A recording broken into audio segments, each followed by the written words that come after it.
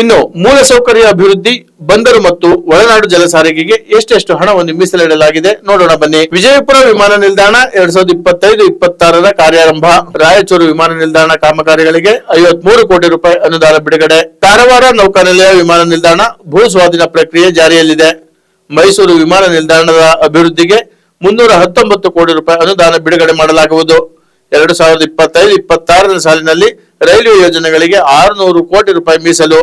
Railway ಮೇಲ್ಸೇತುವೆ, ಕೆಳ ಸೇತುವೆ ನಿರ್ಮಾಣಕ್ಕೆ 50 ಕೋಟಿ ರೂಪಾಯಿ ಅನುದಾನ. ಬೈಯಪ್ಪನಹಳ್ಳಿ, ಹೊಸೂರು ಹಾಗೂ ಯಶವಂತಪುರ ಚನ್ನಸಂದ್ರ ದ್ವಿಪಥೀಕರಣಕ್ಕೆ 406 ಕೋಟಿ ರೂಪಾಯಿ ಅನುದಾನ. ಬೆಂಗಳೂರು ರಾಮನಗರ ರೈಲ್ವೆ ಯೋಜನೆ 15,767 ಕೋಟಿ ರೂಪಾಯಿ ವೆಚ್ಚದಲ್ಲಿ ಅನುಷ್ಠಾನ.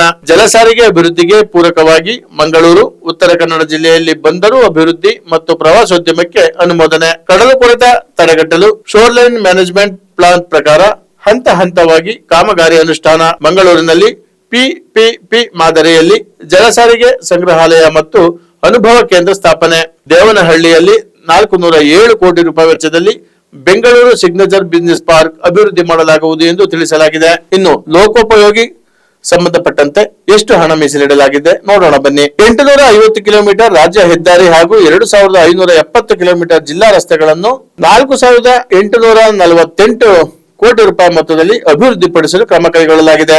ರಾಯಚೂರು ಹಾಗೂ ಬೈಲಹೊಂಗಲ ಪಟ್ಟಣದ ರಿಂಗ್ ರೋಡ್, ವಾಗ್ದಾರಿ, ರಿಬ್ಬನ್ಪಲ್ಲಿ ಮತ್ತು ಮದ್ದೂರು ರಸ್ತೆಯ ಅಗಲೀಕರಣದ ಕಾಮಗಾರಿಗಳ ವಿಸ್ತೃತ ಅಂದಾಜು ತಯಾರಿಕೆ. ದಕ್ಷಿಣ ಕನ್ನಡ, ವಿಜಯಪುರ, ಮೈಸೂರು ಮತ್ತು ಕಲಬುರಗಿ ಜಿಲ್ಲೆಗಳಲ್ಲಿ ಒಟ್ಟು 6 ಸೇತುವೆ ನಿರ್ಮಾಣಕ್ಕೆ ಅನುಮೋದನೆ. ಶಿಥಿಲಾವಸ್ಥೆಯಲ್ಲಿರುವ 39 ಸೇತುವೆಗಳ ದುರಸ್ತಿ ಹಾಗೂ ಪುನರ್ ನಿರ್ಮಾಣಕ್ಕೆ 1000 ಕೋಟಿ ರೂಪಾಯಿ ಯೋಜನೆ.